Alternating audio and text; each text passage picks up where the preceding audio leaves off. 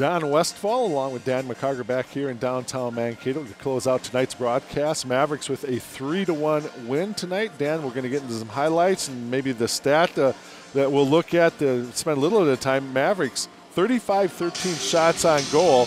Disparity there, but in all honesty, this was a close game, and the Mavericks defensively do a great job limiting the Chargers to just those 13 shots. But 3-1, and the Chargers were winning it really all the way down to the end. The difference in the game, Don, is 2 5-minute majors that the Mavericks were able to capitalize on and scoring just one.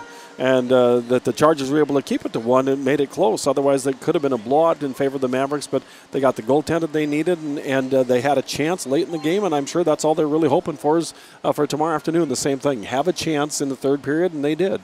Mark Michaelis with a couple power play goals, but as we get into the highlights, it was actually Walker Dewar who opened up the scoring tonight for the Mavericks. Walker Dewar at 5:09 in the first period from Nick Rivera and Josh French make it 1-0 Mavericks.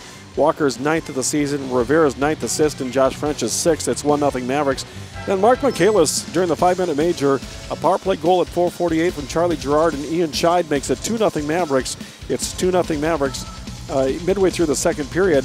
Then Connor Merkley, an even-strength goal at 16:28, tucks it underneath Dryden McKay from Dane Finson and Madison Dunn, and that's a 2-1 lead. Now the Mavericks finish it off here with Mark Michaelis at 5:26 in the power play, his second of the night, and that was the difference in the hockey game. Mavericks win 3-1. Shots on goal 35-13. Attempted shots 63-41. The block shots there.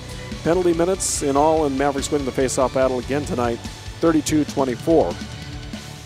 Out of town, Lake Superior State beats Bemidji 4-2. Alaska and Northern Michigan are in the second overtime now. Bowling Green beats Tech 3-2.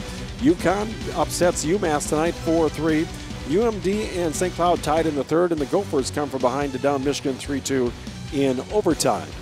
So again, that one game going to double overtime, and Dan, as you were mentioning to Coach Hastings, actually tonight, outside of this contest in the other 3 quarterfinal games, all 3 visiting teams had leads in those games. Yeah, that's kind of frightening if you're the home team, and for the Mavericks, makes me think about tomorrow that you're going to have to play a really good game because the Chargers gave you a lot to handle tonight.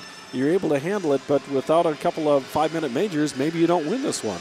And it's one of those elimination games. You're trying to end the season for the Chargers, and Coach Hastings would always tell you that's one of the tougher things to do. Yeah, the Chargers know that they've got to do everything they can by hook or by crook tomorrow, or they're going home for the year, and they don't want to do that. They want to extend their season any way they can tomorrow, so they'll get their best effort by the Chargers tomorrow, but I think the Mavericks will be good enough. Once again, with the snowstorm impending here in downtown Mankato, we're going to move things up to a 4 o'clock start for us with a pregame show here. 4:07 is the face-off tomorrow between the Chargers and the Mavericks.